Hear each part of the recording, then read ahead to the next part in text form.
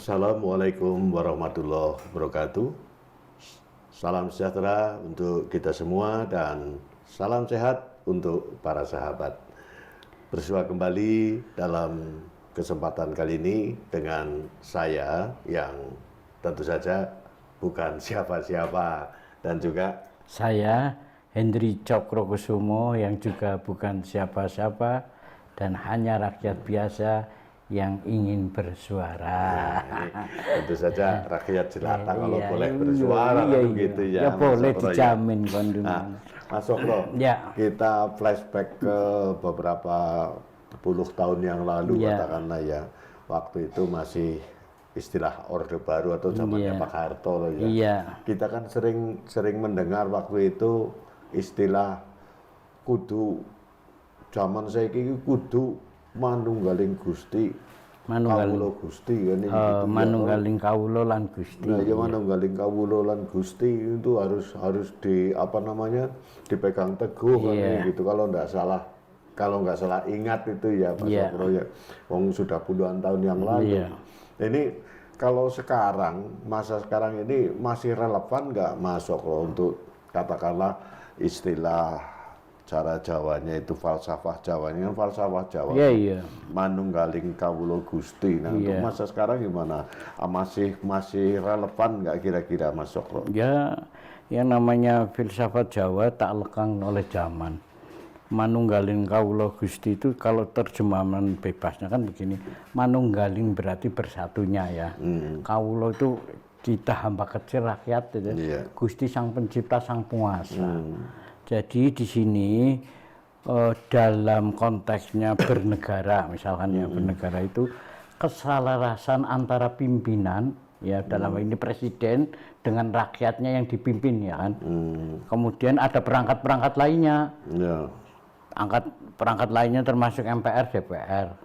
Yang sekarang kini Pak Tony yang sekarang dari gonjang-gonjang ini kan DPR itu yang mewakili yang dulu kita memilih mewakilkan mereka sebagai wakil kita tidak selaras kan dengan kepentingan suara rakyat, tidak manunggal tidak manunggal dengan kawulanya sehingga kemarin kita lihat di beberapa tayangan di televisi di mass media ketika para mahasiswa menyampaikan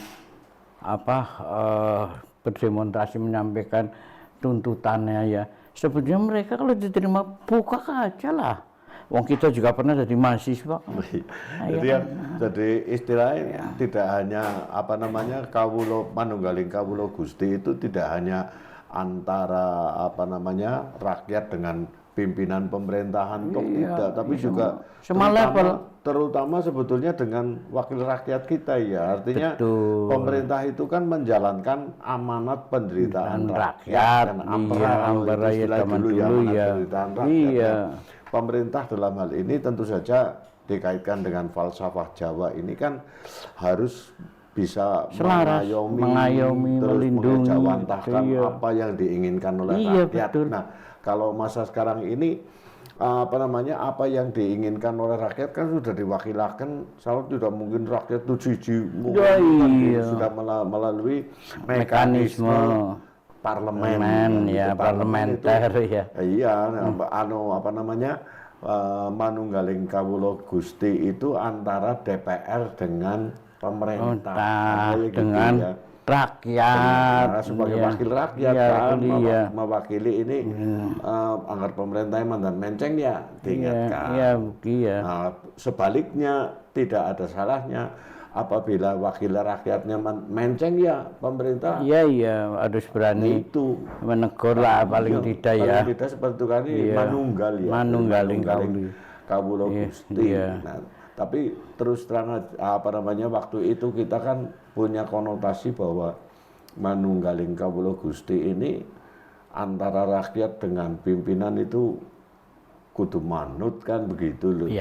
Kalau dikaitkan dengan dulu Gusti Mbok Raja katakanlah gitu. Dulu memang ketika Orde Baru ya kita tidak menutup mata Mas Tony karena pemerintahan yang rejim otoriter juga ya harus manut otoriter lah ya. Otoriter harus manut sendika dawuh kan gitu kan. Ya, itu yang dikonotasikan seperti ya, itu. Rakyat harus sendika dawuh ya itu. Itu karena apa? Mungkin waktu itu Pak Harto melihat rakyatnya itu belum bisa untuk dilepas. Ya. Nanti akan tercerai-berai karena pengalaman mungkin beliau pengalaman pemilu tahun 55 partainya itu banyak sekali sehingga terpecah belah banyak sekali. Kemudian tahun 71 sama Pak Harto itu difusikan kan, yang parlemen, yang demokrasi menjadi PDI, ya yang kemudian yang agama P3, yang berkarya golongan karya kan tiga fusi, tiga fusi itu. Nah, terlepas kembali dari itu. Tetapi di dalam konteks budaya Jawa Manunggaling Kawula Gusti, di dalam suatu kerajaan kalau zaman dulu kalau memang sendika sakecap ratu itu kalau bersabda sakecap tinuku sewu. Iya, Sabdo Pandito Ratu lah ya. Sabdo Pandito Ratu sakecap tinuku sewu, artinya bahwa perkataan pimpinan itu akan dianut oleh rakyatnya, rekawulanya. Jadi hati-hatilah dalam berbicara. Ya. Karena kalau di dalam bahasa Indonesia ada peribahasa mulutmu harimaumu sendiri. Ini sudah terbukti kemarin. Beberapa anggota dewan kita yang mohon maaf, bahkan yang terbaru kemarin, mari kita rampok gitu. Iya. Nah, ini kan sudah di luar nalar gitu loh. Ya. Karena sebetulnya kalau betul-betul mendalami falsafah Jawa yang terkait dengan Manunggaling Kawula Gusti itu, hal-hal seperti itu tidak akan terjadi ya Mas Cokro. Artinya sebagai wakil rakyat ya apa sih ya keinginan rakyat sebetulnya yang terwakili. Nah, kemudian pemerintah sendiri, oh ini ya benar kayak rakyatku njaduke kayak iki wakilnya bicaranya seperti itu. Tapi sekarang kan bukan sedang mengkritik atau apa tidak. Tapi kan ada istilah yang menyatakan bahwa sekarang ini ya untuk kepentingan pribadi, sekarang intinya seperti itu. Ya itu tadi yang harus kepentingan pribadi dalam artian tidak mewakili rakyat tapi mewakili partai. Nah, itu saja. Ini mohon maaf ini kita ya terus terang saya bukan siapa-siapa ya. Mas Cokro juga bukan siapa-siapa. Oh kayaknya kalau bicara soal politik kayaknya ya kurang uman payah. Enggak apa-apa lah. Itu ya. Tapi kita memang harus berpolitik ya. Nah, tidak. Hidup itu harus berpolitik karena politik itu alat mencapai tujuan kan gitu, dalam teorinya kan gitu. Ya, terkait dengan falsafah Jawa kembali Mas Cokro, terkait dengan sebetulnya tidak hanya dalam arti sempit Manunggaling Kawula Gusti antara rakyat dengan pimpinannya kan tidak hanya itu sebetulnya ya, tapi Manunggaling Kawula Gusti itu kan juga manunggaling manungsa dengan Sang Pencipta. Nah, itu. Secara kalau tidak salah, mudah-mudahan sih tidak salah. Kalau toh salah ya mohon dimaklumi, saya bukan siapa-siapa ya. Mungkin bisa dikaitkan dengan secara agamis itu habluminanas, habluminallah gitu ya. Ini harus ada keseimbangan. Ya memang begitu. Jadi habluminanas wa habluminallah itu penyelarasan antara sikap, tingkah laku kita, kemudian alam semesta kita, ya, supaya menyatu dengan Sang Pencipta. Artinya gini, Sang Pencipta sudah memberikan dunia dan seisinya ini untuk dikelola sebaik-baiknya ya.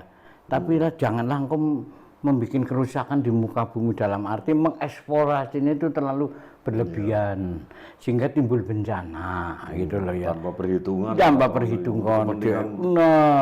Apa-apa dieksplorasi supaya tidak lingkungannya nanti bagaimana dampaknya itu tidak terfikirkan. Ini yang bahaya. Kemudian secara spiritual lagi, kalau Manunggaling Kawula Gusti itu bisa juga untuk kita caranya wong wong Islam itu muhasabah atau introspeksi kepada diri kita supaya kita itu nanti punya punya attitude yang baik lah, sikap yang baik ya, perilaku yang baik, akhlak yang baik.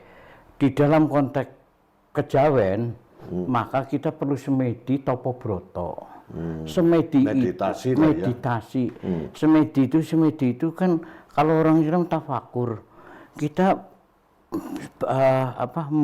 caranya mengheningkan cipta, menselaraskan antara jiwa dan raga kita kepada Sang Pencipta dengan satu laku. Topo broto itu laku bisa dengan puasa dan sebagainya yang menurut keyakinannya mereka masing-masing. Nah, itulah keselarasan yang disebut manunggaling kawula lan Gusti menurut konsep spiritual. Dan itu pun banyak sekali sebetulnya pemahaman tentang tentang manunggaling kawula dan kawula Gusti itu atau Gusti kawula. Tetapi kita yang hanya bahas saja karena kita mohon maaf ya kita bukan siapa-siapa, kita juga punya keterbatasan. Yang kita bahas ini tentang keselarasan, keseimbangan antara penguasa dengan dengan yang rakyatnya, kemudian antara pejabat ya dengan anak buahnya, antara bos dengan karyawannya. Nah ini semua manunggalin. Bagaimana mungkin Mas Tony bisa memimpin satu perusahaan kalau Mas Tony itu bertindak semena-mena, tidak selaras, tidak sesuai dengan apa yang dicita-citakan atau diharapkan oleh perusahaan yang dipimpin Mas Tony dengan semena-mena, karyawannya akan berontak. Ya iya. Yang jelas kalau berbicara soal itu kan mesti ada kesepakatan. Nah, artinya iya. Kalau dalam hal katakanlah saya punya usaha katakanlah kan sepakat duduk kok nyambut gawe karo nyong kudu kaya nah kok karepe kepriwe kan seperti itu ya. Artinya ada kesepakatan antara yang memimpin dengan yang dipimpin. Nah, ini bentuknya dalam peraturan, perundang-undangan dan sebagainya. Nah, sebetulnya kalau manunggaling kawula Gusti itu diterjemahkan secara luas itu pun undang-undang itu pun tercakup semua. Keselarasan kawula Gusti. Bagaimana hidup itu harus selaras dengan tidak menerabas hukum-hukum yang baik itu hukum adat, hukum tata negara, hukum agama dan sebagainya itu semua tercakup semua. Hanya itulah karena sifat manusia yaitu egoismenya terlalu tinggi dan keserakahan itu apapun bisa bukan dimaklumi, tapi manusia itu punya sifat iri, dengki, serakah. Itu kan ada. Ada. Sifat buruk itu kan. Tinggal kita bisa memanage enggak kan gitu kan. Lebih dominan yang mana itu ya. Harus bisa membedakan di sing apik, di sing gitu. Juga ini Mas Cokro, tempo hari juga ada orang yang mengatakan manunggaling kawula Gusti itu hati sanubari kita yang paling dalam itu juga bisa dikatakan sebagai suara Tuhan. Iya, gitu. Betul. Jadi selaras kawula itu kita wadahnya, hati sanubari yang paling dalam itulah Allah. Kalau misalnya saya ngelomboni lah katakanlah bohong Mas Cokro ya. Iya betul. Itu kan hati kecilnya menolak. Itu mesti berontak. Gitu ya. Ini gimana ini Mas Cokro kalau dikaitkan dengan seperti itu berarti tidak hanya manunggaling kawula Gusti itu tidak hanya terkait antara rakyat dan pemerintah atau pimpinan, kemudian terkait juga antara manusia dengan penciptanya, tapi juga manusia dengan hati sanubarinya, kan gitu. Itu jadi kalau ditinjau dari spiritualis Jawa atau spiritual Jawa itu manunggaling kawula Gusti itu penyatuan langkah-langkah tingkah laku untuk tidak melenceng dari angger-anggering Gusti. Maksudnya tidak boleh melanggar dari aturan dari Allah SWT, ya, pencipta itu yang ya. pencipta itu sebetulnya itu ada keselarasan, keseimbangan itu tadi Mas Tony bilang di dalam hati yang paling dalam itulah sebetulnya kita bisa manunggal dengan Allah. Bahwa itu kebaikan itu tidak mungkin di hati kita itu akan terlepas perbuatan jahat apapun kita tutupi, hati yang paling dalam, hati kita yang paling dalam, sanubari kita itu akan mengatakan kebenaran. Jangan dikira mungkin dilihat orang koruptor itu bahagia, belum tentu. Mungkin mereka tidurnya belum tentu seenak kita. Mau di mana-mana, mau makan di mana, mereka yang kaya raya mau makan di pinggir di ngisor jembatan aja nggak berani ini.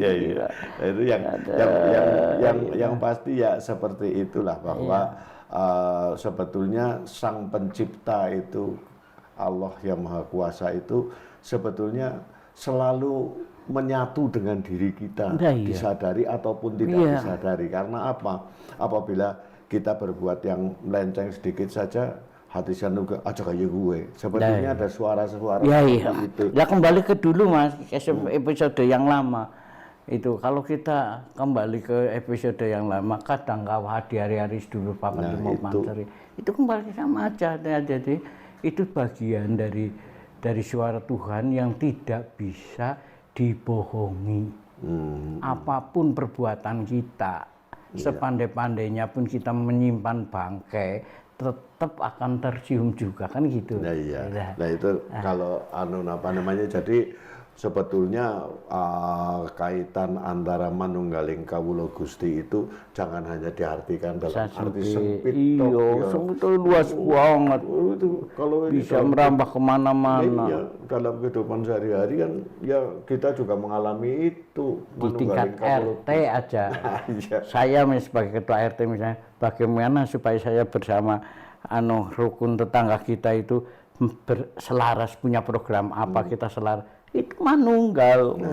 Kan dari tingkat kecil gitu. Ibaratnya sekarang kayak gini, kalau tidak ada rasa manunggaling kawula Gusti, bagaimana negara akan membangun? Kan? Handar beni itu kan sifat handar beni kan kasarannya lebih mendalam lagi.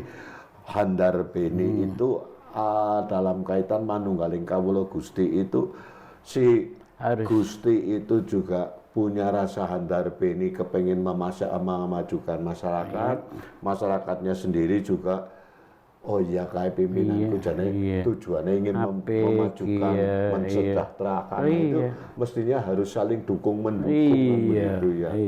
Jadi ya itulah artinya dalam kita kesehari-harian dalam kaitan falsafah Jawa sebetulnya luar biasa. Ya. Kalau kita betul-betul mau mendalami, menyelami, itu suatu hal yang sebenarnya bisa kita lakukan asal ada kemauan. Gitu, ada etiket baik gitu ya. Tapi yang jelas tidak hanya falsafah Jawa saja, sebetulnya falsafah yang Nusantara, ada di Nusantara ini mengajarkan sama semua sebetulnya tidak sama. Saya punya saudara dari Kalimantan juga punya falsafah. Nggak taunya sama ya dengan kita. Itu seperti beda itu. Nama aja ya. Hanya beda bahasa netok gitu. Nah, tentu saja untuk para sahabat sekalian yang mungkin juga mempunyai pemahaman tentang manunggaling kawula Gusti, ada yang lebih mendalami lagi, bisa untuk memberikan saran, kritik dan masukan seperti halnya saya mendapatkan japri ini Mas Sokro tentang Dewa Cokro. Bedah Bawono itu saya mendapatkan masukan yang bagus sekali dan terima kasih tentu saja untuk Anda sekalian yang sudah berkenan memberikan komentar, saran maupun kritik, dan jangan lupa untuk subscribe, like dan share gitu ya. Untuk kelangsungan kita.